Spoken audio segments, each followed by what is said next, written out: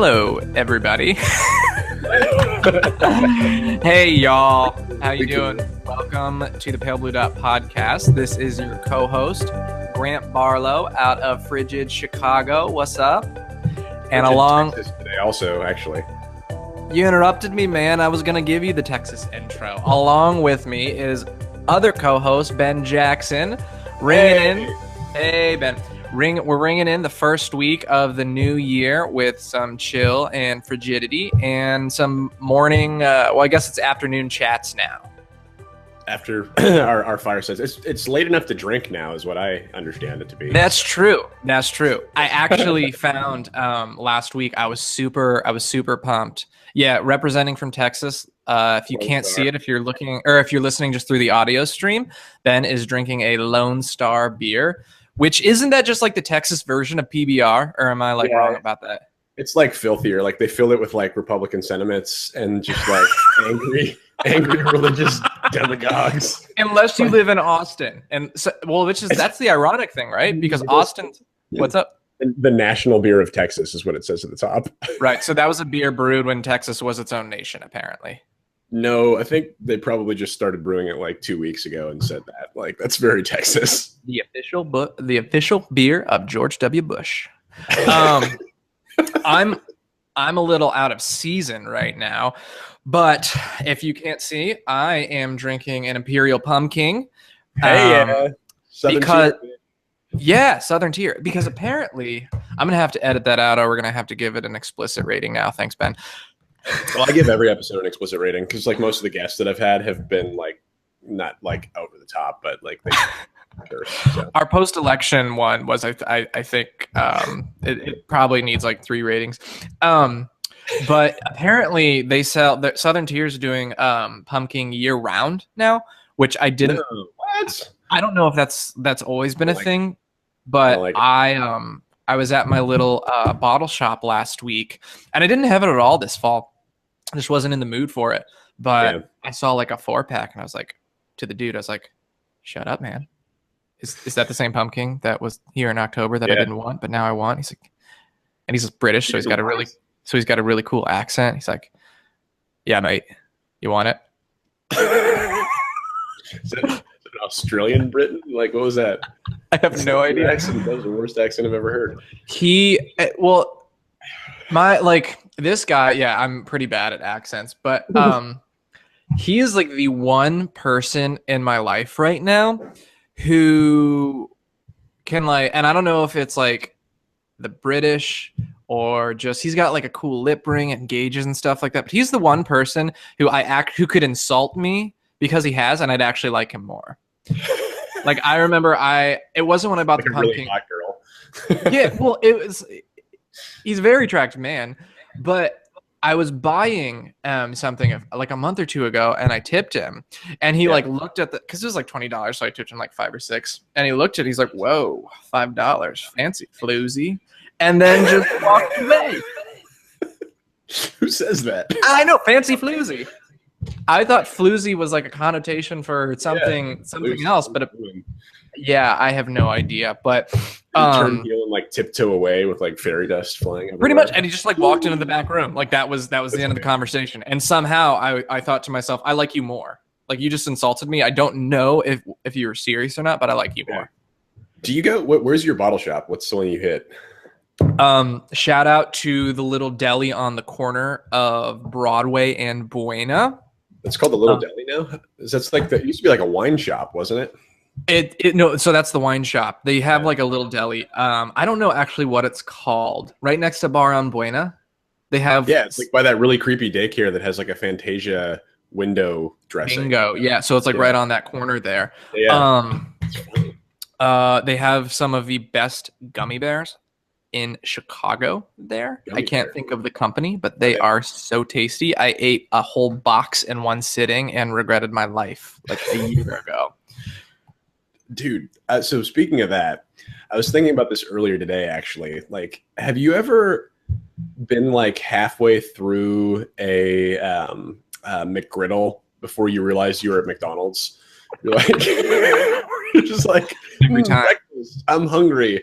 And then you're like, why the hell am I covered in syrup and cheese simultaneously?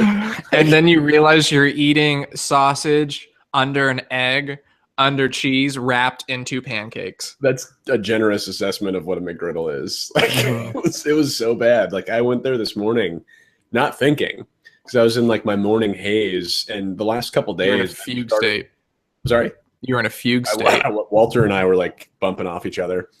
But I was at this thing like because I just wandered out of, what was that? God, just heard the alarm. But I wandered out of my house to find food because I've like had to make it a priority to eat breakfast because I haven't bought groceries in like 3.5 weeks. So my MO the last couple of days has been wake up, wander around, make a Keurig because I don't have the energy to make real coffee in the morning anymore. And then forget to eat and then go to work and then not realize I'm hungry until like 3 p.m. So I've had to start forcing myself to go to breakfast. And this morning, like the resultant activity from that has basically been like I take that same like completely brain dead state with which I was like bumping into walls at home. And I put that in my car and I end up at McDonald's eating McGriddles. So I got to work on this. I do not remember the last time I actually went to McDonald's.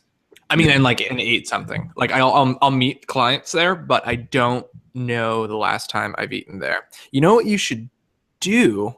Not go to McDonald's anymore. Don't they have like a number of McGriddles though? Aren't there like, or no, the Egg McMuffins. That's what I'm thinking. They're just varying degrees of regret. Like there's no difference between them. It's just like, how much do you want to hate? I imagine, you know, how it's like it's like monkeys to man, that chart of like the evolution. It's like that, only reverse, with like the McGriddle at the top and then just with like half-eaten sausage patty at like the very bottom or something like that. And like, where do you find yourself in this continuum of self-loathing? It's well, no. So I'm actually envisioning that same evolutionary chart, but instead of like showing like the end of like the Cretaceous period or like the Jurassic period, that's like, hey, here's an asteroid. It's like man evolving, and then a McGriddle flies out of the sky like a meteor, and then the next one's like it just like keeps going. It's the end. 2017 will be the end of humanity, not only because Donald Trump, but because McGriddle has come back and forced everybody. And because Princess Leia's dead, but apparently living on as a animated character who's nowhere near as good as Red One and Yellow or in Gold One. Oh man, jerk face. A little too soon. Yeah. Let's give a moment of silence to the Star Wars universe, because 2016 did not end at all. It ended in fashion of how the year went, but it did not, which means it did not end well. So. The only years, you know, those horrible videos that people put on Facebook is like, here's my week, Monday, Tuesday, Wednesday, and it's like a guy falling down a slide. This is the only year that I've been okay with that being like representative of the year, like the cliches, because it was so bad. Yeah, you saw that video I posted of like 2016 as a horror movie. Yes, that was amazing. Yeah, man, love that stuff. But so I think everybody's going to agree that 2016 was not our finest year, but you know what? It's okay. We get up, we dust ourselves off, and we keep moving a step forward. And here at the Pale Blue Dot, we're going to continue moving forward, and we've got some exciting, hot and spicy interviews coming up in the next several weeks. If you want to chat with us, spend some time hanging out with us because you're bored on a Friday and all your friends have kind of backed out and flaked on you, that's fine. You can hit us up at pbdpodcast@gmail.com. Is that our thing? Probably the best way is just go to the website, because we have contact forms on the website that go to that email address, and you can connect with us on Facebook and Instagram and whatever else. Yep. So because we don't have any interviews, segue. Hey, not what? segue. Our website is paleblue.podcast.com. Yep. I think. And dot, like the first dot, is DOT. So paleblue.dot podcast.com. So we got some episodes coming up, But today our interview is actually going to be a co-host himself, Ben Jackson, with the fedora and the coffee. Jason Mraz. Actually, just beer. I'm done with and the Lone Star beer. Back when we started, I think we'd mentioned in the first couple episodes that we want to create some conversation around what we're actually doing and why we're doing it, why we think it's of value, some small modicum of importance in this universe. So we're just going to be spending a few minutes getting to know this lovely man in front of me, or if you're listening to Stitcher, because let's be real, who has time to watch 90 minutes of YouTube? Apparently people do. Like, that's like a thing. When I was at this thing the other day, I like watched this guy for like 7 hours straight sit down and just like watch interviews. It's so weird. I mean, if you're one of, I don't know if you saw our analytics, but we got like 10 new views this week, which I am so pumped by. Yeah. So if you're one of those 10 new views, thank you. We love you. I don't think we can check who it is, but but it costs money, and I don't like. Yeah, we don't want to. We're not getting sponsors yet. Keep watching, sharing, spreading, emailing us. For sure. And we want to just to jump on that bandwagon before Grant picks my life apart. We really want to make this like a personal fun space. So I know I've talked to a lot of people that are like, oh, I don't have anything good to share, or I am concerned about like talking online. We don't care. Like, go and watch like 10 minutes of YouTube videos that have like several thousand views and look at how insane people are and like the total nonsense they share online. You can share something interesting. It's interesting to us. What I've been told more than anything else from people we've done interviews with is that it's just fun to have a space to talk about your life. And that's what we want to try and cultivate, to give you guys room to share your stories, share your passions, and hopefully those things are catching. Great advert. Cool. So Ben, let's go. What's been going on? It's been a couple weeks since we've chatted. How are your holidays? Well, my holidays were great. I did like a Little House on the Prairie thing with my family. So my sister and her husband, and then my dad and my stepmom all live in the frozen tundra of North Dakota. And when I say that, like, I tried to explain how cold and flat it is there to a couple people here, and nobody gets it. I'll throw this picture that I took on the episode posting when I put it up. But in North Dakota, you can like literally see the curve of the earth over the horizon while it's like 5 degrees outside. So I texted somebody and said, hey, I'm going to go there and it's going to be cold. And they said, well, at least you can go skiing. It's like, well, I can go skiing if I'm being pulled behind a truck, because there's snowshoeing, bro. I don't even know what that is. That's what is this, 1920s? Continue. But anyway, so I did this like Little House on the Prairie thing on my sister's farm, and my mom and stepdad actually came on the train from Washington. So we had our whole family back in North Dakota for the first time since like 2009. So that was pretty awesome. That's awesome. We did nothing but eat and bake. We played Clue. I beat everybody. Who did it? Horribly. Who did it? What's that? Who did it? It doesn't matter because I won.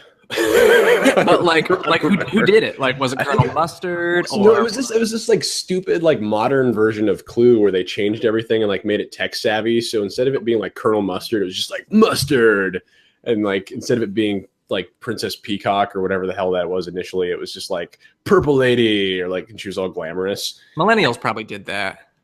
Probably for sure did that. It was a ham-handed attempt to appeal to them. They were like holding like McFlurries and like texting, but it wasn't like the screens of their phone weren't Facebook. It was like MySpace, because the adults didn't know what was going on. Oh, there's no reason to mess with that. Not at all. Oh gosh. But it was fun, and I had a great time basically doing nothing, which unfortunately carried its way over into my life for about a week and a half after I got home. So this is the first time that I've worn a clean shirt in like the last 5 days. Well, here at the Pale Blue Dot podcast, we applaud, and we don't judge. So if you want to wear a clean shirt, a used shirt, a gently worn shirt, or a shimmel, whatever it is you choose, we will accept you. What is a shimmel? It's like those football, isn't it like those football warm-up jersey kind of things that like stop below your pecs? I've never heard of that before. That's awesome. Schimmel. I could totally be making that up because you want to know how much experience I have actually playing football in like a league? 10 experience. 0 year. Zero experience. I mean, I did like NFL Blitz 2000. So you mentioned North Dakota. Is that where you grew up? I feel like you've referenced that state a couple times. Yeah. So that's where like I have like different epochs of growing up. I have like the place that I lived when like life was good and I was wide-eyed, bright-eyed and bushy-tailed in Washington State. So that was like where I was born and where I lived before I had to care about anything. And then we moved to North Dakota when I was in second grade for my dad to go to grad school. And I froze my ass off from second grade until sixth grade. Then I lived in Nebraska for a year, hung out with the Corn and football fans. And then I moved to Minnesota. Wait, Corn, C-O-R-N or K-O-R-N? Corn, K-O-R-N. C-O-R-N. Oh, yes. And Nebraska, like surprisingly, it's actually kind of a cool place. But moved from there back to Minnesota. I was actually in like a private school that had been in North Dakota and then like moved across the river into Minnesota towards the end of my elementary career. So all my friends actually lived in North Dakota, but I lived in Minnesota in this little town across the river. So I did elementary school there. And then like when it was time for me to go to high school, because high schools apparently like are, you know, paid for by taxes, who knew? You can't go across state lines unless you like petition and pay tuition. So I stayed there like paying tuition out of state the first year. And then we moved back to North Dakota. And then when I graduated high school, I was like, screw this place. I'm escaping. Went to Chicago and met this man. What's up? And I think, I know it was love at first sight. What, I don't even remember, was our first time we met like at that soccer field where those ridiculous photos were taken? The bleachers. Where I'm wearing like those tweed pants. Yeah, I'm gonna actually pull that up while we're talking. I'm gonna put it on the screen because it's pretty awesome. Yeah, that's when we met at Moody. So you went from Washington to Dakota to Nebraska to Minnesota, back to Dakota to Chicago. Chicago, and then down to Austin. Wow. So you kind of been like all over the place. What brought you to Chicago?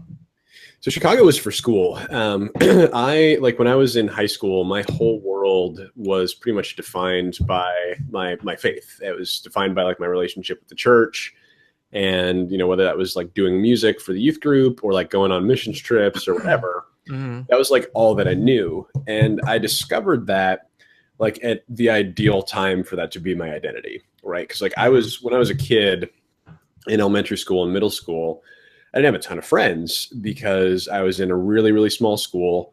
I've always been kind of a nerd. My energy level is like really hard for a lot of people to pace with.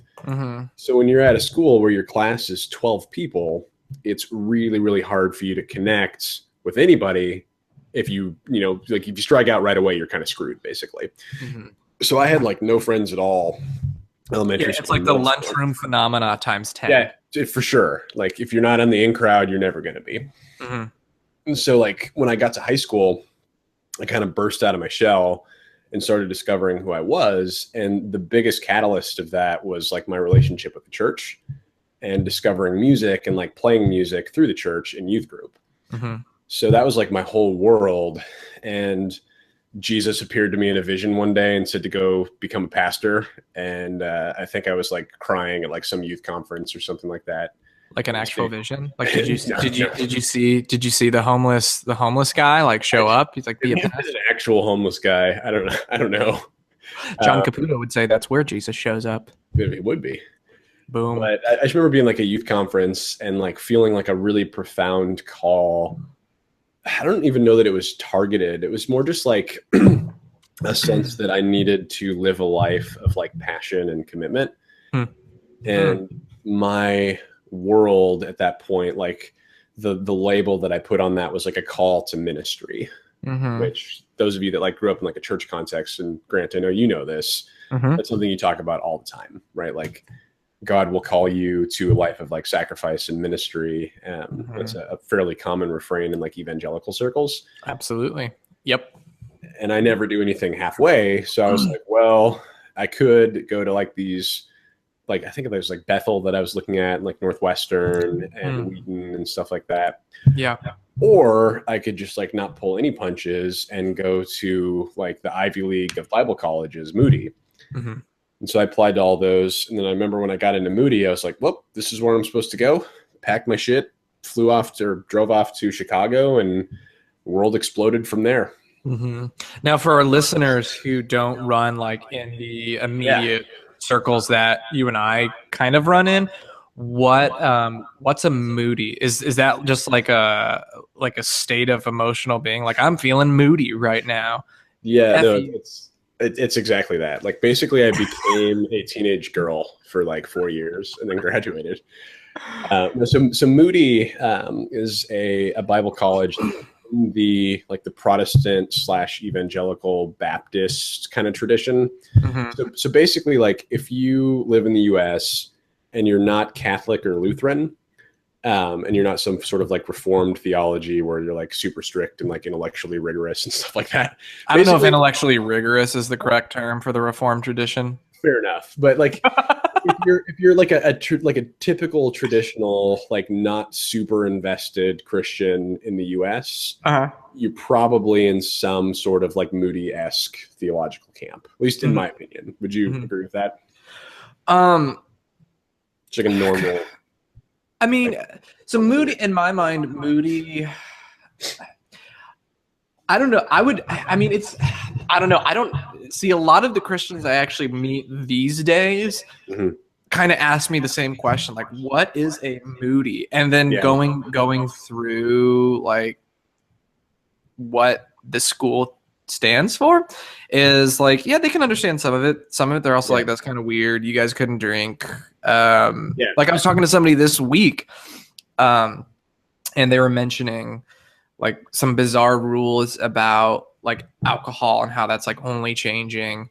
But yeah, I don't know. Is that kind of getting at what you're saying? I don't know. If you grew up in or around the church and like your version of Christianity was like Max Lucado books, John Piper. Totally. That's in middle school. You were like watching Rob Bell videos. Like that's what ended up being Moody, basically. Absolutely. Yeah, no, that's the Max Lucado and the Left Behind books. Hell yeah. AKA the greatest books ever written. Gary B, shout out. We gonna get raptured before the Antichrist comes back. Yeah, because isn't that a great out? Like, well, the world's hard. I don't want to deal with it. Everybody hates me, so I might as well leave. Like, assume your rapture pose. What? Oh man! So you went to Moody to become a pastor or a minister? Yeah, I wanted to be basically like what had been influential in my life.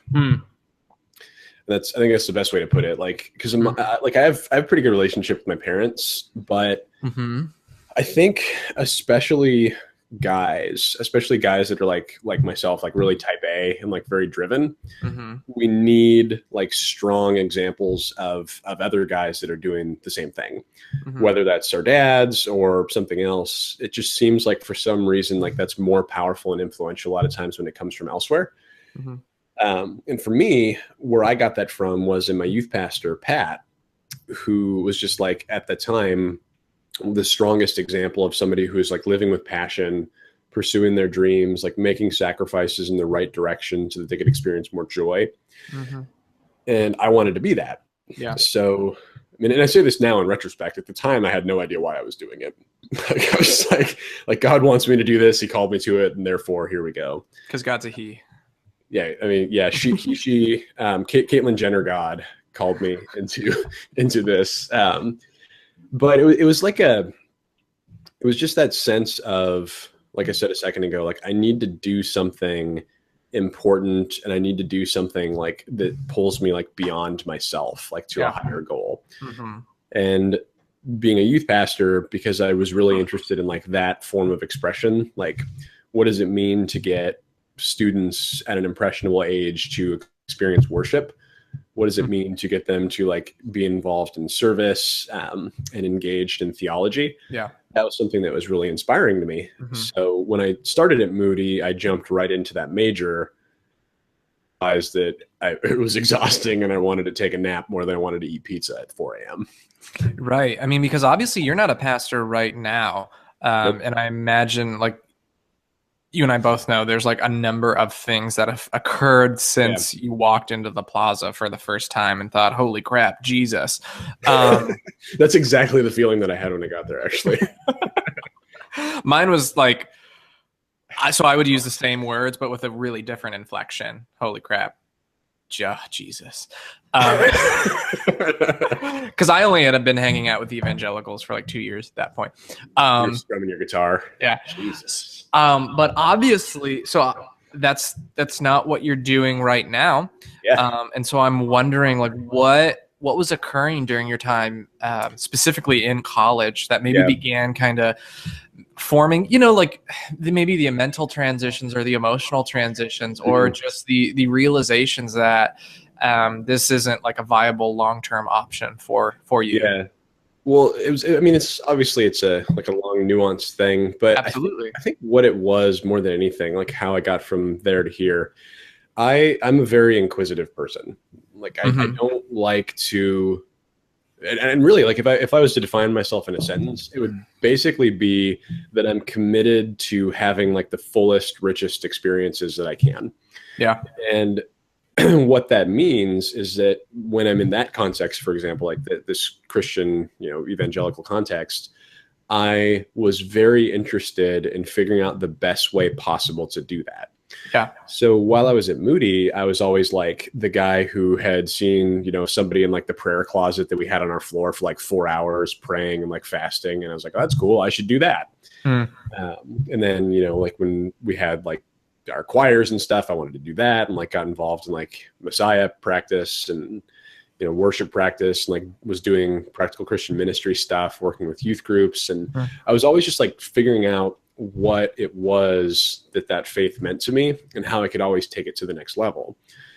And part of like the beauty and the danger of being that way is that you get to experience the richness of ideas and the richness of ideologies, but you also pretty quickly discover when those ideologies are bankrupts, where you kind of like run up against the limits of like how satisfying those things can be.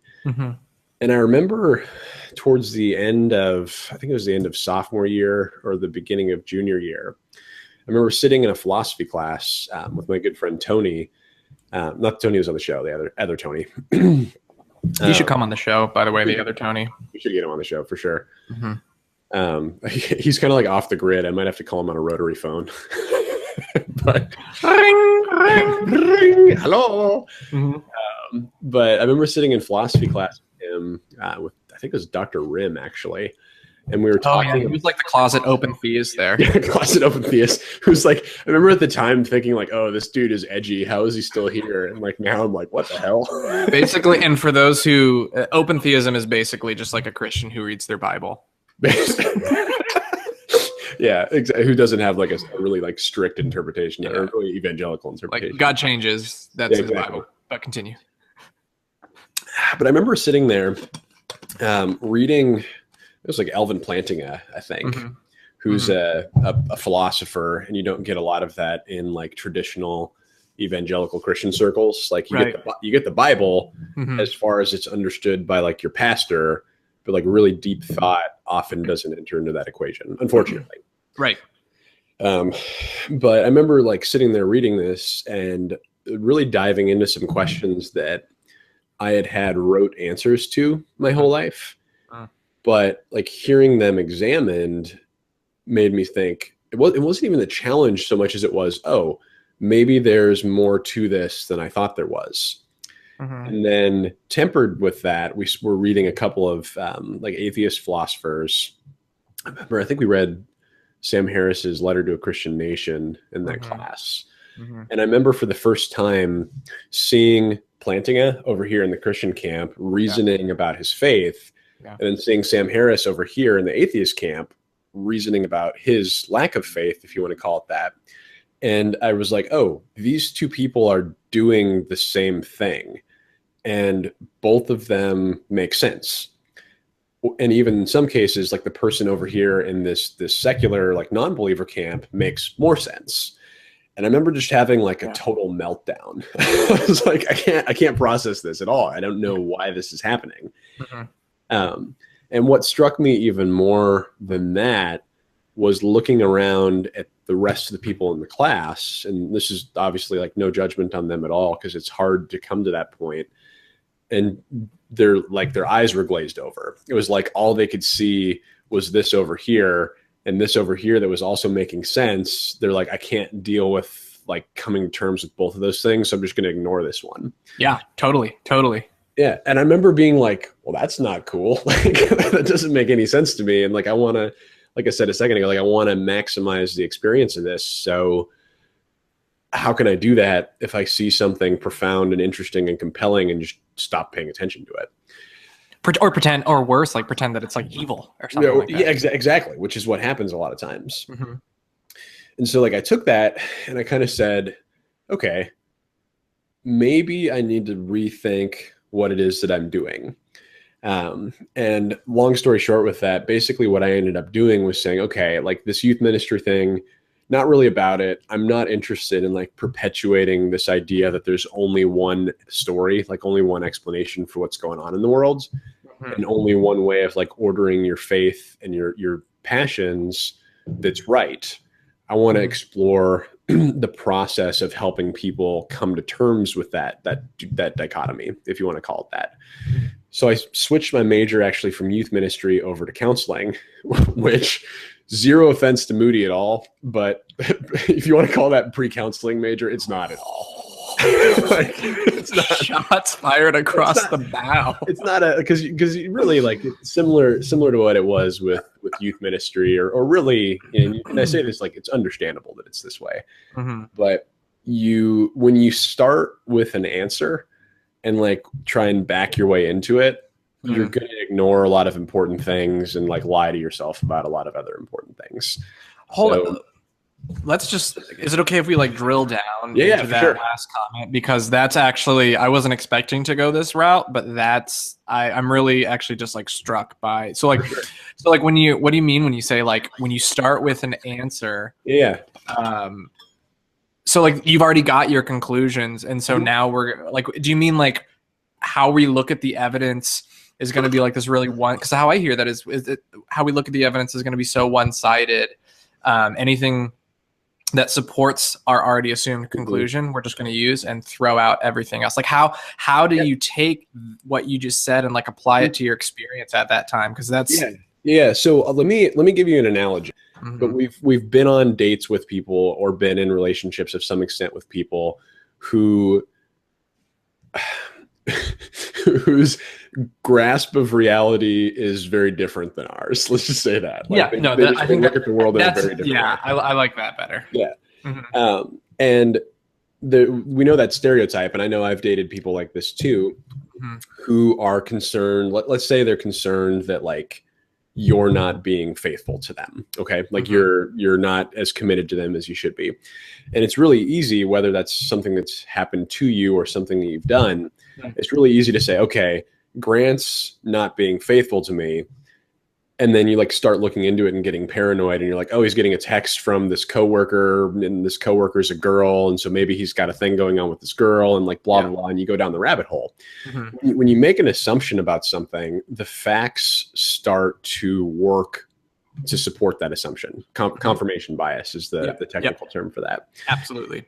And we're basically like confirmation bias machines, because what our brains are trying to do all the time is like make sense of the world. Right? Like it's overwhelming. There's so much going on. There's so many events happening simultaneously that to keep from short circuiting, our brains create pathways and patterns and fit things into that instead of trying to actually understand what they are. And it's a good thing that they do that, because you'd lose your mind if it didn't. But the problem is a lot of times the conclusions that your mind reaches, whether volitionally or otherwise, are not correct. And you can get in like sometimes just seemingly crazy spirals with that, where you decide something is true, you start forcing the facts that you're observing to support that conclusion until you end up like 50 steps down the road and like your perspective of reality doesn't make sense at all. Right? Like, like Grant got this text from his coworker, and now we're on to Grant's having an affair with his coworker and is like going to leave me. And all because you started with a faulty conclusion that you assumed was correct. Exactly. And so like life is an exercise in like testing your conclusions to make sure that you're not crazy. You know? What was the conclusion that you found to be so false and that made you unsettled as you're experiencing these? I actually haven't thought about the specifics of it for a while. I think what it was that the standard like doctrine of Christianity that I had, which is essentially like, I'm inherently bad. I was born bad. I need to spend my life fixing that and like restoring my relationship with God. And the way that you do that is essentially like self-immolation, like denying yourself like what your quote unquote flesh or like your body wants. Yeah. And modeling my life after the person of Jesus. Yeah. And not even like, realistically speaking, not even like modeling it after the person of Jesus, but like modeling it after the definition of Jesus that like my Christian context has given me. So that like really narrow perspective, and that Christian worldview was, you know, at that point, like what my whole life revolved around. And I essentially just had to realize like, okay, that doesn't make a lot of sense, because that's putting me in a position where I have to ignore a lot of facts about reality that I'm seeing. And then even worse than that is putting me in a position of conflict with other people around me that I would like to care about, but like don't have any healthy means of caring about. Because it's really hard to care about someone when you think they're going to spend eternity in hell. For sure. Yeah, for sure. Well, it's not even a matter of like eternity in hell. It's just like, let's set that aside. Like if my camp is this really exclusive group of people who, you know, depending on what you believe, either through their own choice or through like the compelling nature of the Holy Spirit or whatever it is, have come to a unique point of surrender to a God, like whatever you want to call that. If that's my camp of people, and that's a very different and unique point of being in the world, and that's how I identify, like how can I ever effectively relate to somebody who says my place in the world is just essentially like a stance against chaos, nothing is meaningful, and my life is defined by trying to get as much pleasure as I possibly can without dying, right? Yeah. Like I mean, that's obviously like an extreme, but if those are the two camps you're in, like how can this person over here who says I'm defined by my relationship with the transcendent and my denial of self, like how can you understand somebody who says, and I'll put them equal, I won't do that, that's yeah no, like how can you ever like effectively relate to somebody who says that's nonsense, what matters is me and I want to figure that out, or anything different, really? Absolutely. Without trying to conform them to your worldview, right? Yeah, because exactly. if we come from very similar backgrounds, at least in the college era. The motivation for engaging in relationships for those who are different is for what purpose except to evangelize to them, right? Yep. To convert, it's like to bring them to your worldview. Exactly.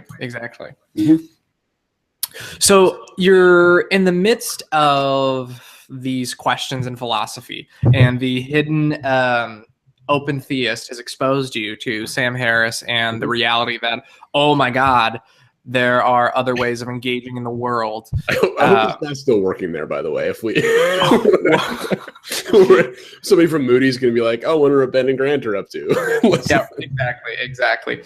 But so like you're exposed to like, holy crap, okay, there are different ways of engaging in the world and being a functional human being. Yeah. Where then does that take you? Yeah, so there's a lot going on simultaneous to that. Around that same time, I had gotten married, because that's what you do at Moody. So I was kind of like navigating the waters of like, who am I as a person? What does it mean to be in like that level of like intimate community with another person. Right. While I'm figuring out that my world is a lot smaller than it could be and probably should be. Mm-hmm. And so it was just kind of like a really tumultuous, chaotic time. And Tony, the guy that I mentioned a second ago that was in this philosophy class with me, around that same time had been going through a similar experience. And like, instead of like sticking in that camp of Christianity and trying to make sense of it through this like expanding worldview, he said, "Oh, this is just nonsense. See you later." Like threw it out the window, like went full 360 or full 180 to an atheist worldview. And because sorry, not to cut you off, but I do have the first time I talked with Tony after like 4 years, I think remember when we went to Kuma's that one time? Yeah, forgot about that. Years ago. The very first question he asked me was, "Why aren't you an atheist?" Sounds like Tony. Yeah. Continue. Sorry, I didn't mean to interrupt you. He told me a couple weeks, or when was this? Couple months ago, I think it was. Yeah. He said like, I don't even have, because I remember like one of the things he and I would always connect on like post Moody was just like philosophical analysis. Like we would always talk about religion and atheism and whatever. And I remember like he stopped talking about that, and his answer, like I asked him why, and he's like, "I just don't care anymore. Like this is not worth my time. Like, I just want to live life." I thought that was great. But anyway, so he went through that transition.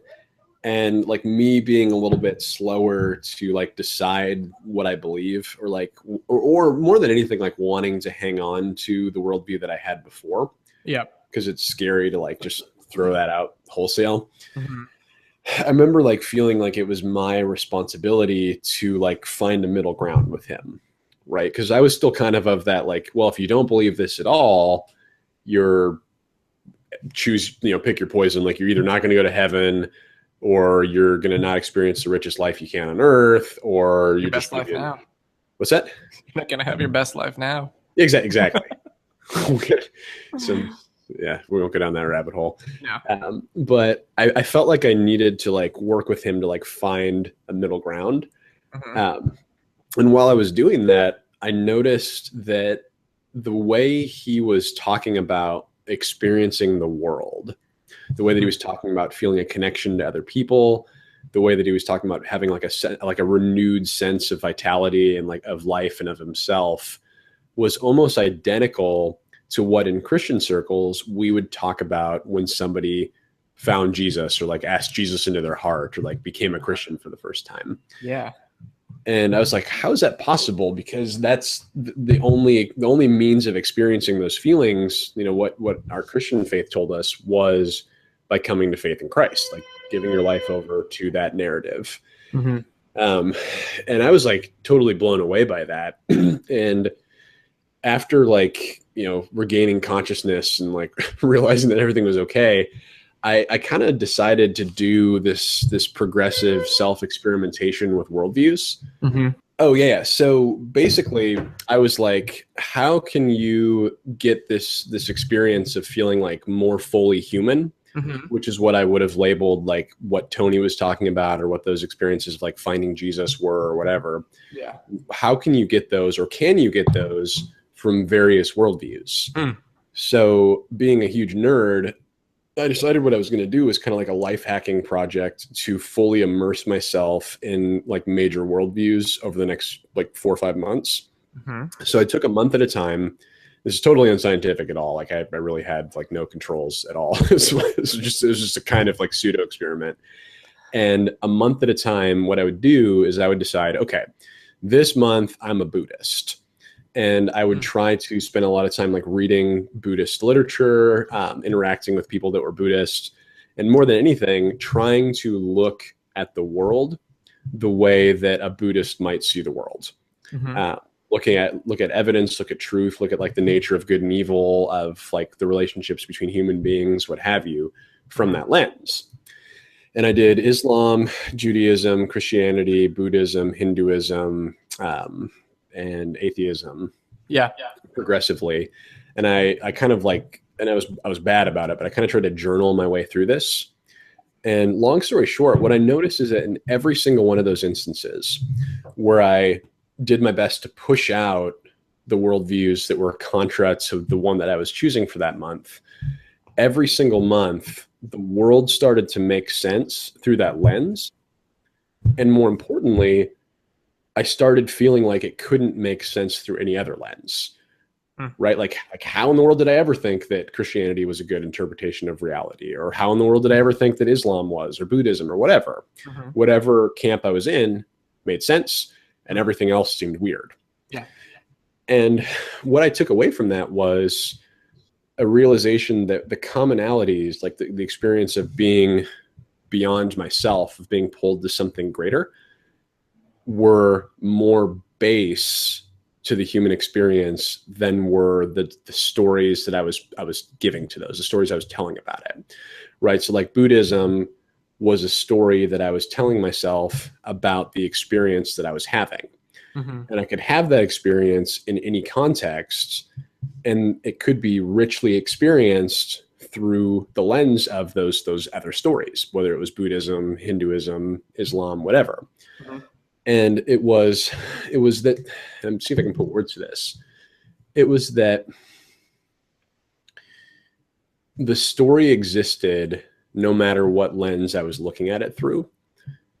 And the gift, like the richness of being human, was choosing the narrative that I was going to tell about it through any one of those worldview lenses.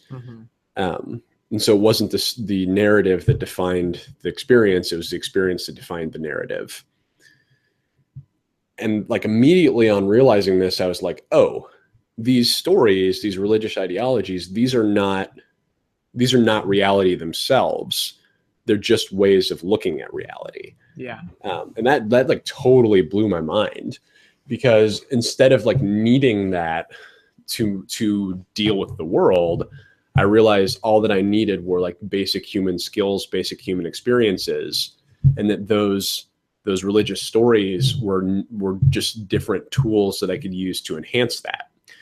And that took me from a point of certainty, a point of tribalist exclusion, of separation from people, to a point where I was like, okay, now my tribe is just people, right? Like just people that are having these common human experiences. And these narratives, if they work to enhance that, awesome. If they don't, also awesome. Like get rid of them, you know? Yeah.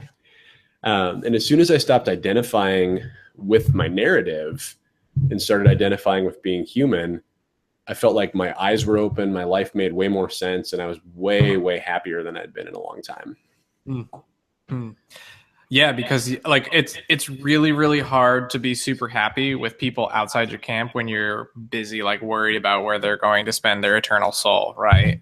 Well, and even more so than that, when your identity is equal to your camp, like when you can't, like when you feel like you don't have any weight or worth, but that it comes from your camp. Because then it's like, well, if I get rid of this, I'm nothing. So obviously everybody else that doesn't have this is also nothing.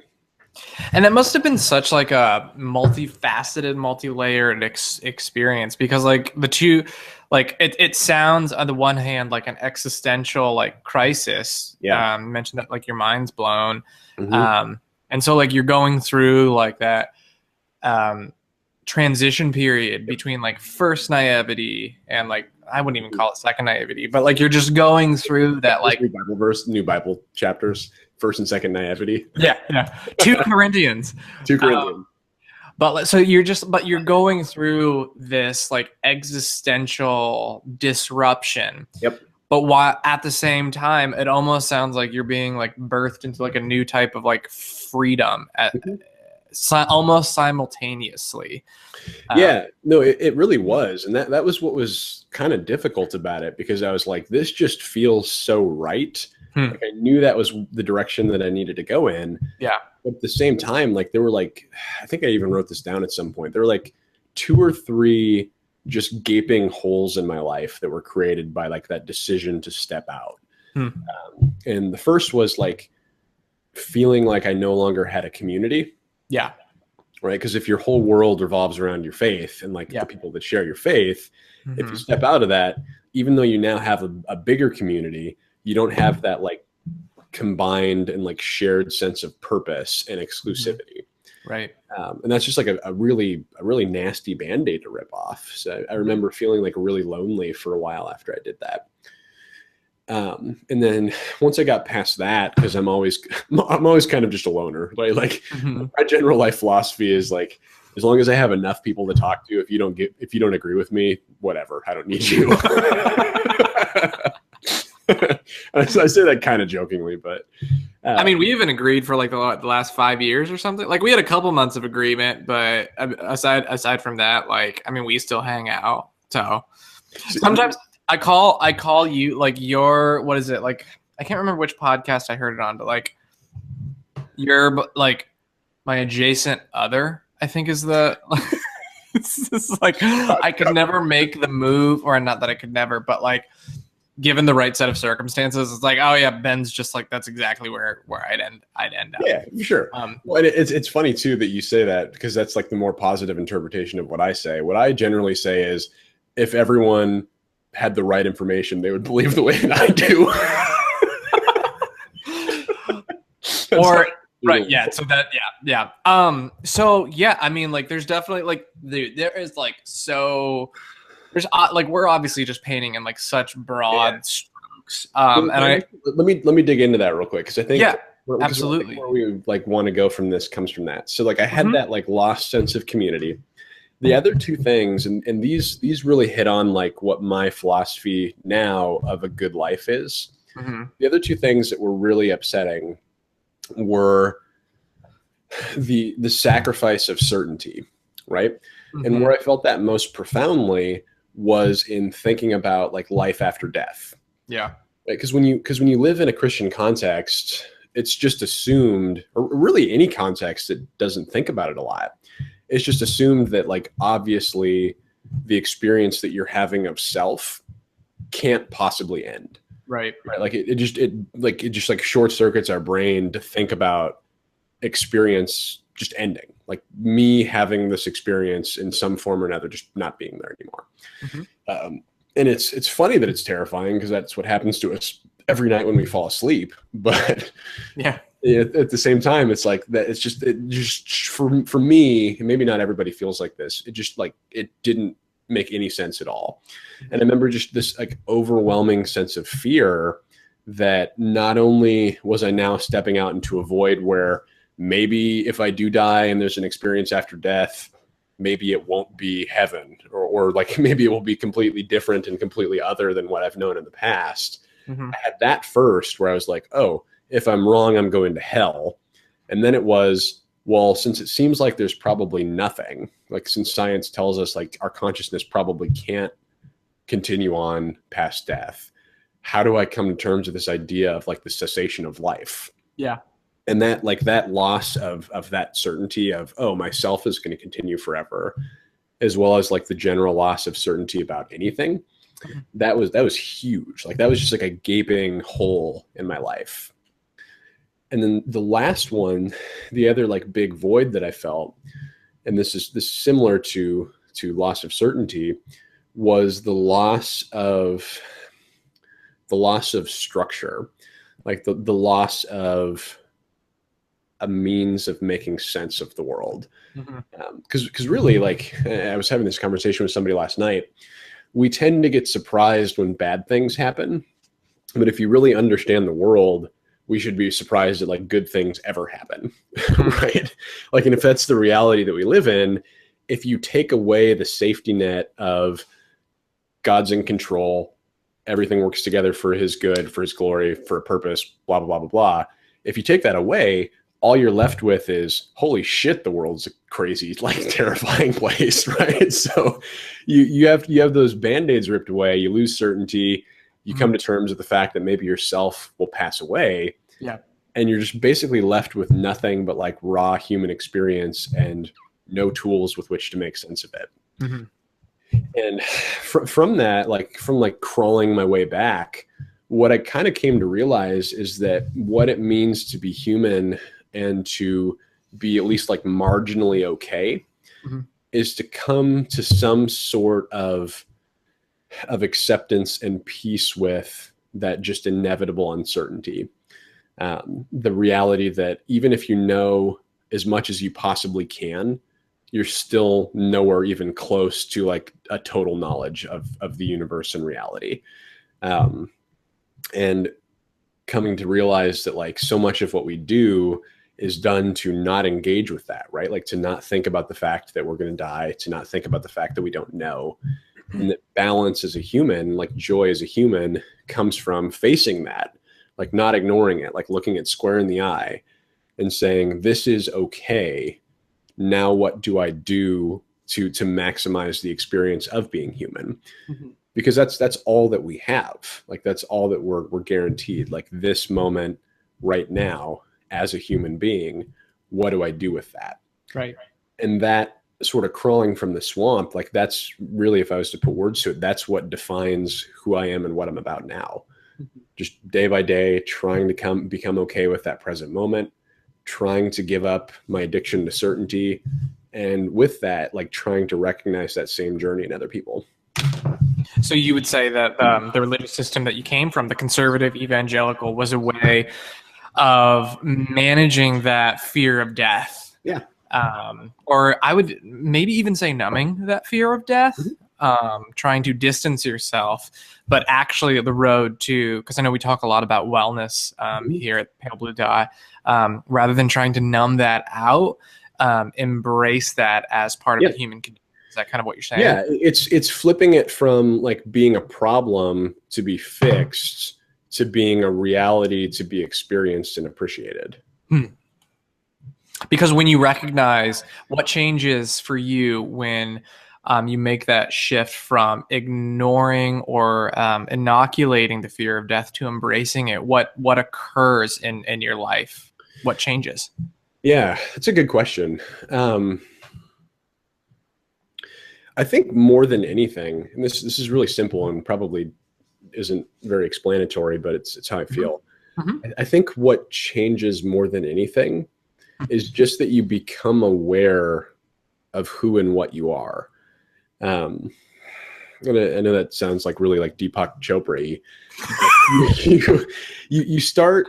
You stop like identifying with that struggle to forget about what's happening to you and like your predicament in the world, and start noticing what you're experiencing in that struggle. You start noticing your feelings and appreciating your feelings as feelings. You start seeing people around you. You start seeing that struggle in them, and you start, whether it's like pain or bliss, you start to appreciate what those feelings in that process of living actually are. And I know that sounds super weird but like I really think that being able to look at something like being miserable, right? Like just feeling like shit, like going out, drinking way too much, waking up hungover and just feeling horrible. That doesn't seem like a good thing. But when you start to pay attention to your life and your experience as a human being, even things that are that miserable, right? Like a horrible headache, feeling like you're going to puke your guts out, become like a beautiful part of you being alive. And you can look at those things and say, this is valuable because this is what I have. Right. If that makes sense. Honestly, that makes such perfect sense to me. I wish I would have had this quote out in front of me, but I referenced him earlier. In John Caputo's book, The Insistence of God, he talks about saying oui, with French for like yes to life, and like the full totality of the human experience, and how and it's so interesting because you two would say the very similar things about wanting to say yes at the end of your life to just a little bit more. And he calls himself Catholic and you call yourself atheist. And it's so interesting how you can come from this like multiplicity of different tribes.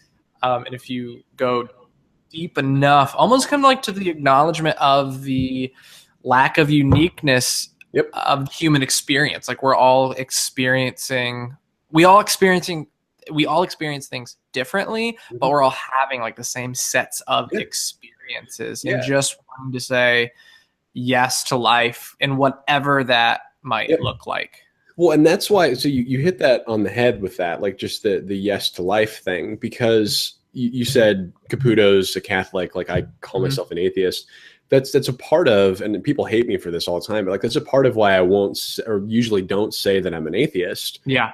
Because what I am, again, I don't like using this word because it like has like a whole burden of other stuff that comes with it. But I'm just a humanist, right? Like I'm just cognizant of the fact that I'm alive and everybody else is too, and there's commonalities to that experience of being alive.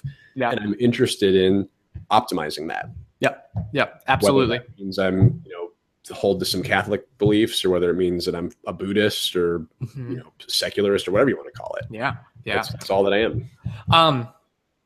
Cool. I want to be aware of your time because I know you said I'm good. I actually pushed workout a second ago. So. Oh, okay. Well, cool. All right. So we're not as beholden to the pedantic realities of time. I'm beholden your green polo sweater right now is what I'm beholden. Yeah, this is my comfy Saturday grandpa sweater. I'll tell you the story about the sweater another time. There's not much of a story. But cool. So yeah, what are you doing now? I mean, obviously there's like a lot of time elapsed between like when you left college and or like Letter to a Christian Nation. What's this mean? Like, dude, I was thinking about that yesterday. I mean, like in the scope of things, it's not long, but I was like, that was 5 years ago that we graduated. Like more than 5 years ago. Yeah, 5.5 years. Jeez, I know. Man. Isn't that weird? Yeah. So you're not going to answer? You don't want to answer the question? Oh, what was your question? Sorry. I was simultaneously like looking for that photo of us on the bleachers and like getting totally sidetracked by what you asked. What were you saying? I'm sorry. For any of you who didn't see the YouTube, it was just Ben and Grant like kind of like staring at each other like what's gonna happen next. I wasn't staring at you. You're not that interesting. Yeah, I'm really not. So what are you up to these days? Because you obviously left Chicago about a year ago, and you're now in Austin. What fills your time?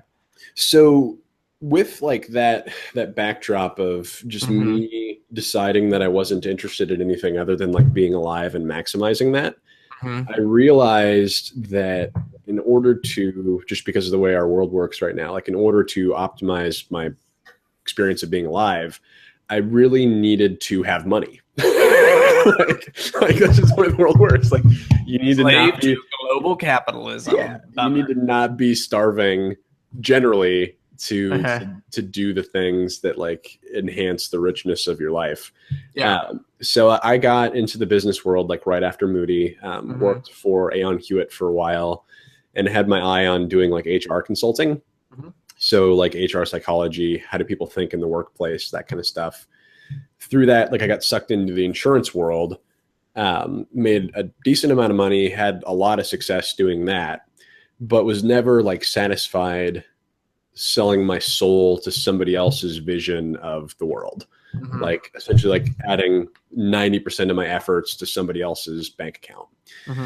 And towards the end, like back this up a little bit, towards the end of the time that I was at Moody, I'd actually read Ayn Rand's book, Atlas Shrugged. And that really, honestly, probably more than, with the exception of two other things, really anything in my life, has orchestrated like how I view what it means to live fully. In that I started realizing that whether it was just how I am or whether it's how everybody is, I wasn't ever going to be satisfied unless I was constantly working on like building something with my hands. I say that metaphorically because I have no like no so like a barn, a house, no tactile or constructive skills whatsoever. But like just using, the way that I phrased it at the time was like taking things from the realm of ideas into the physical world, like making ideas reality, whether that's building products, building a company, building software, whatever it was. And when I started getting towards the I'm frustrated being in corporate America phase of my life a couple of years ago, I decided, okay, like let me just jump out, like just take a flying leap. I'm going to start like essentially like entrepreneurial endeavors. Started a software company that worked with insurance. That actually went really, really, really well until it didn't. until it went too well and resulted in me being in a lawsuit and being miserable for about 8 months in that, and like going completely broke. And deciding, hey, I love this world of like being beholden to no one, right, but I also really like the idea of having food. Like, I'm not okay with the starving life. Man must live on bread alone. Yeah, man, because bread and water. Man doesn't live on bread alone, because if he doesn't drink water, he'll die sooner. After 2 days. Yeah, exactly. Hashtag Jesus. There's apparently a guy who lives only on water or something like. Have you heard about this guy? Yeah, it's I was like, I don't buy it. I'm just gonna start with, I don't buy it. No, I don't. So here's what I don't get with that. Total bunny trail, but I'm interested in this too. There's like that whole like breatharians cult, which is like, hey, we live on nothing but like sunlight and oxygen. Yeah. Like, what's up with that? Well, what's up with that is that they don't. Like anybody can do that. Like you can be a breatharian for like 3 days. And I think it's similar to like Northwestern Mutual's insurance agents. Like they portray success by having constant turnover.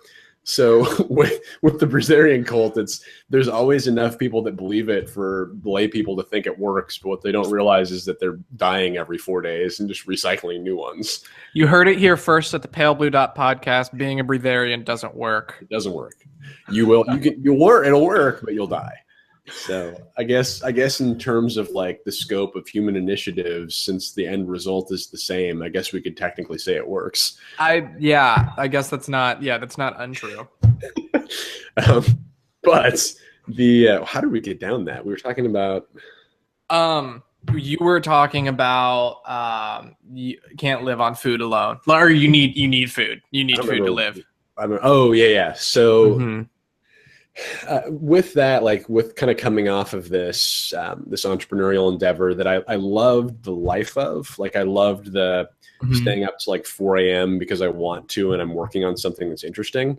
And to this day, like honestly, I still call myself in like all social media profiles an entrepreneur, even though I'm not doing what most people would think of as an entrepreneurial endeavor right now, because that's who and what I want to be always. I always want to be building something. And I mean, this podcast is an example of that, like doing something with my time and energy to attempt to create value in the world that didn't exist there before. That's how I define myself. Yeah. That's the journey that I want to be on.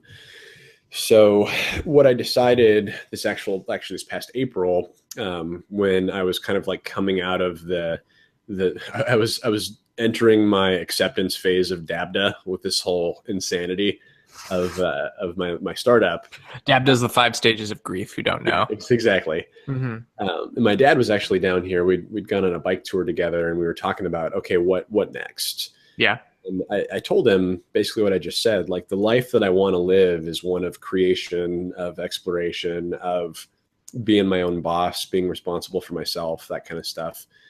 And I don't know what to do because I'm in this unfortunate reality where I have to spend all of my time doing work that I don't want to do so that I can stay alive long enough to figure out what I want to do. Yeah. So he's great. Like he's a very successful psychologist, as you know. And he said, okay, you can be that person without going that conventional chaotic route of entrepreneurism. Or you can go out and do that other like leap of faith kind of lifestyle from a stance of like greater security. And then added to that the idea, and I agreed with him on this, that who I am as a person probably would never be content unless I got a professional degree. Just because I like to take, like I said earlier, like I like to take the experience of learning, of growth, of whatever I'm doing to the highest level that I can. And he was spot on with that. Like, unless I went back to school and spent time optimizing and honing my intellect, I probably would be dissatisfied with myself because I know that's something I'm capable of. So with that, he kind of called me back to the vocation that basically since I was 2, everybody told me that I was gonna pursue, which was law. Mm-hmm. And that was the first time in my life that somebody had mentioned that to me, that I didn't write it off as somebody else's vision and not mine. Yeah. Because that's how we are as teenagers and young adults. We're like, I need to find my own way, especially if you're a millennial. Like you're sitting at not Starbucks because they're not fair trade enough. You're sitting somewhere else with your Snapchat halo on, on your phone. Or your dog knows. And your dog knows. And your dog knows, right? On your phone, trying to find a path for yourself that's polar opposite to what everybody who should know better is telling you to do. Yeah.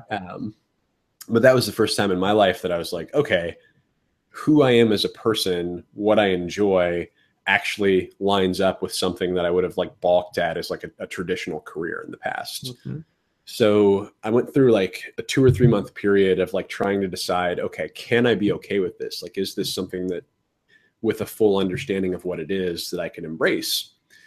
And I realized that there's a path into that. And when I say that, the way that I think of being a lawyer isn't what you see on TV, the guy, Tom Cruise in The Firm, wearing a suit, doing crazy stuff, arguing in court in front of a jury. The way that I think about it is a lifestyle of analytical reasoning where you're solving really, really complex problems, and you're essentially paid to solve those problems, just to do an analysis of situations that are confusing enough to people that they have to pass it on to somebody else. Mm-hmm. And that really at its core is what the practice of law is. It's the interpretation and the application of these principles that are really unique to humanity, right? There's not many things that we say, regardless of our creed, regardless of our worldview, these are the things that we agree to as a whole. Yeah. Right. And so that whole philosophical underpinning of me discovering what it means to be human, of appreciating that, of recognizing the unique values of different camps, I kind of saw that feeding into this perfectly with the philosophy of law, in that it's really cool to think about those human agreements, those human standards that we've set up to govern our differences. So that the analytical side of it, I was I could vibe with this. Mm-hmm. And so really what I'm planning on doing now in short is going to law school with an emphasis on business law and emerging technologies like artificial intelligence and automation. Mm-hmm. Because I'm interested in how that's going to intersect with the startup and entrepreneurial world, which is where, like I said a second ago, that's where I want to live. Mm-hmm. And those are the people that I like too. And I want to be that higher level analytical problem solving presence to that demographic of people. Mm-hmm. So I'll probably end up working a lot with startups. And the reason that I pick that specific sector, that idea of artificial intelligence and automation, is one, because it's going to be huge in the next, 20 to 50 years, really. Absolutely. And I love the idea of personhood and questions like, if a machine is conscious, how do we interpret its rights as related to, squishy humans? Right? Flesh bags. Flesh bags. Okay. Poorly functioning, ill-adapted flesh bags that now have a much, much more efficient version of themselves living in silicone. Which is what did Hitchens say? Our adrenal glands are too big or something like that, and our frontal lobes are too small. We're basically, if you know much about neurology, we're pretty shitty versions of what we're trying to be. We really are. No, bro, we're just a little lower than the angels. I mean, I am an angel. I don't know. God. I take my hat off. I have a halo. So, Yonsei. Exactly. So that's the path that I'm on right now. Mm-hmm. I don't know what it's going to look like, but I'm really, really liking where I'm headed right now. Mm-hmm. Right. This is one of the first times in my life that I feel even remotely conscious and connected with what I'm doing. Mm-hmm. And I dig that. You heard it here first. Ben is conscious and connected. becoming conscious, becoming conscious and connected. Yeah. So, I mean, if you were to follow Ben online, what is your handle again? Your Instagram handle? It's a tongue-in-cheek joke that you'll get if you're in yoga, but I'm so Shavasana Junkie. It's SHAVASANA JUNKIE. Because that's not a handful or a mouthful at all. We'll put it in the show notes, but it's a reference to Shavasana, which if you've done yoga, you know is the one pose where you're not doing anything. Mm-hmm. It's often called like corpse pose because you're basically just like lying on the ground surrendering. Mm-hmm. And the joke is that I try and like post on Instagram a lot in like the yoga categories, like poses and things that appeal to that mindset. And the joke is like most people that are posting in yoga are doing like crazy poses that I can't do. So my affiliation appreciation of yoga is just a time to like take a nap. In the yoga program that I do, we call that same position safety position. Ooh, because it's like the one position where your heart rate's not up and you're just like kind of you're back in the womb essentially. Out of the womb. I like it. Yeah, Shavasana Junkie. Shavasana Junkie is his Instagram handle, and he does post quite a bit. And you know what, man? I've been noticing like over the last month since we've like taken this thing off, your follower number has like skyrocketed, and I'm over here with like my 140 people. I'm like, WTF, what's going on here? Dude, so let me give you a secret. Like most success, and this is something I've learned since like being in the entrepreneur world. Yeah. Most people that you see that are like successful, you're like, how the hell are they doing that? They're not that way because they're awesome and better than you, which was always my frustration. I'm like, this dude is an idiot. Like, how is he a millionaire? Why are you on TV? Exactly. Right. Like, and here's what it is. It's something that I'm learning more about. And as my brain doesn't work this way because I like to do things by the book.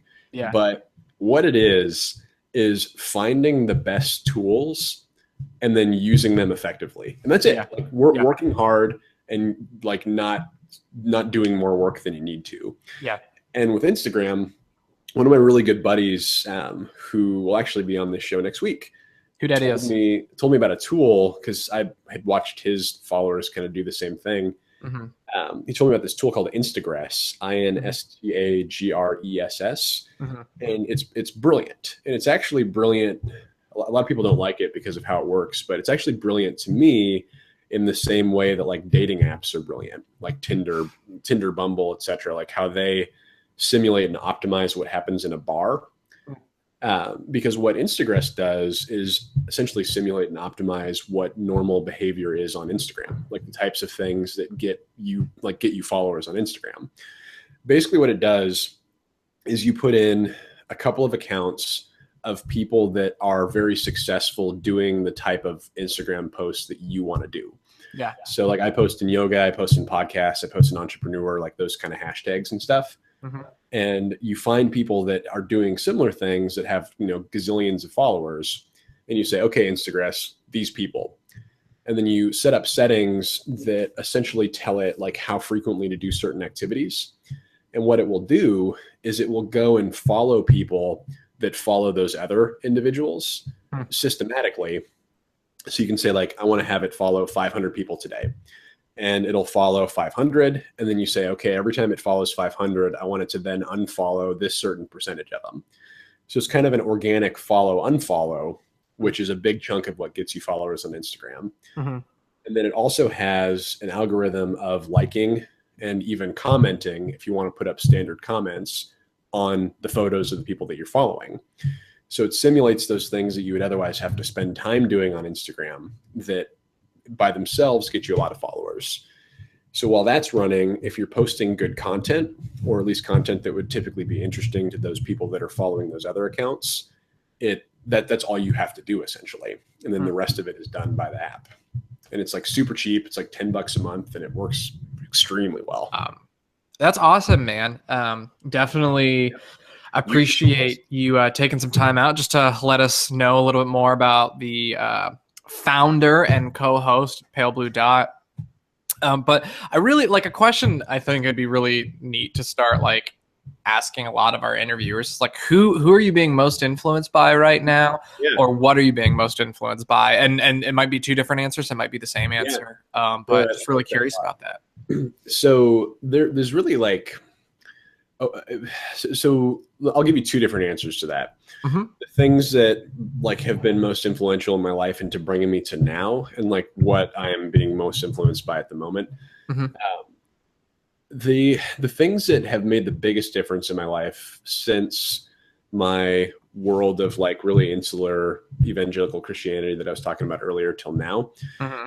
Ayn Rand, of all things. That sounds like super like hipster and horrible. But she had her finger on the pulse of what it means for at least like very high functioning people to feel fulfilled.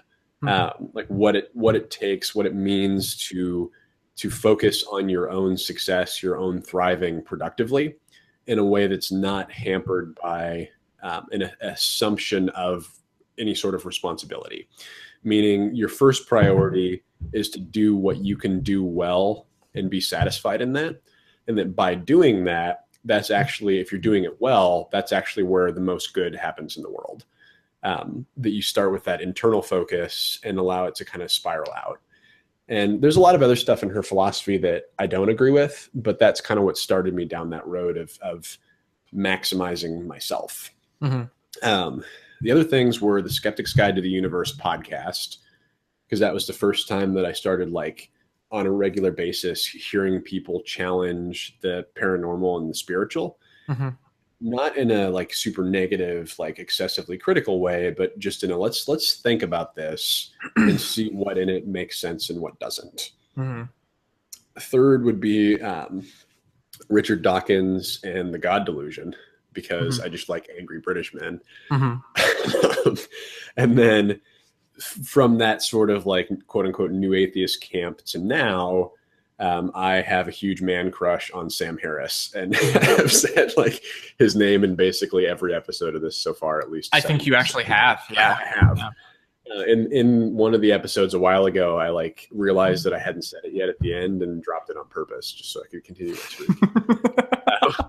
But for real, like the part of the reason that I like him so much, and I think right now he's probably the biggest influence in my life, is his level of like intellectual curiosity and his ability to explain what he's learning and to challenge what he sees as dangerous in the world. I don't, at least in what I've like who I've interacted with, I don't find an equal to him. Like he's just, for whatever reason, he connects with my soul and like my passions and visions of like what it means to be a good human being on a way that's like leaps and bounds above anybody else. Particularly with the conversation you and I have been having on and off over the years of what does it mean to be spiritual as a human being and not to be spiritual as like some sort of like religious identity. Right. And that's been the journey that I've been on lately. So as a recommendation, check out all of his books. They're all excellent, particularly Waking Up, the journey of being spiritual without religion. And then his podcast by the same name. I love him. Great. And then yoga. No, I wasn't sure if you had anything more to say to that. No, that's awesome. I will withhold the I mean, what did I say like the other week where I was like, I actually realized that Sam Harris is just an atheist Calvinist or something like that. No. That could be an episode for another time. Well, it's what we all are, and it's what I was saying earlier. It's just when you stop identifying with a specific religious ideology, you just become a humanist who's looking for a good language to tell the story of your life with. Yeah. Awesome. Well, we'll start wrapping up with this episode of the Pale Blue Dot podcast. Ben, I'll give you the final word to the audience. But if you guys are interested, I think we probably did this at the beginning of the episode. But if you are interested in having a sit down and a chat with either Ben or myself. If you live in Chicago or Austin, definitely we could do it face-to-face. But if you're across the country or across the world, hit us up at pbdpodcast@gmail.com. Instagram follower or Instagram handle Shavasana.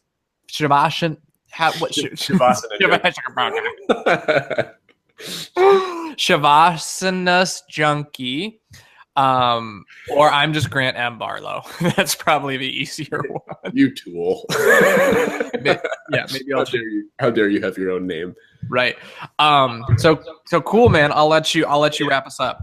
Well, yeah. So I think obviously I appreciate everybody sticking with for my story. As Grant just said, we want to talk with you guys and share your stories, because part of the goal of this podcast is to dig into that reality that we all want to share our worlds.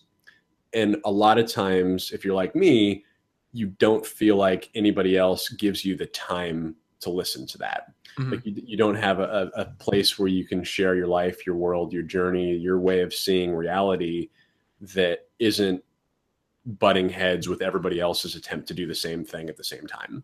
Mm-hmm. So my encouragement to all of you listening to this is to, one, start to identify and understand your story. Spend time thinking about how it is that you got to where you are in this moment.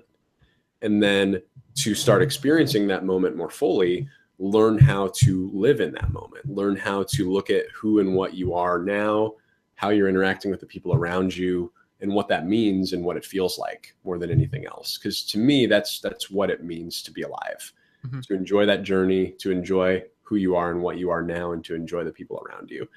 And that's really what we want to give you in this podcast. We want to give you a space to be able to do that. And selfishly, we want to do that with you. Right? Like we want to get into your world. So definitely hit us up. Keep being awesome, keep living, because that's what this is all about. We love you guys. Peace, everybody. Peace.